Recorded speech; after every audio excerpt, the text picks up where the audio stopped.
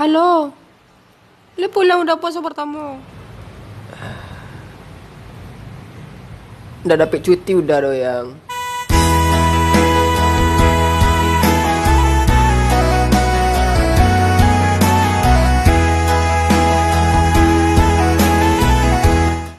Nggak bisa minta izin Kak Sari kayak itu.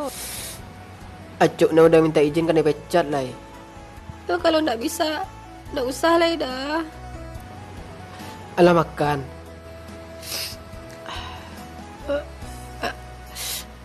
Alah, makan pagi tadi yo.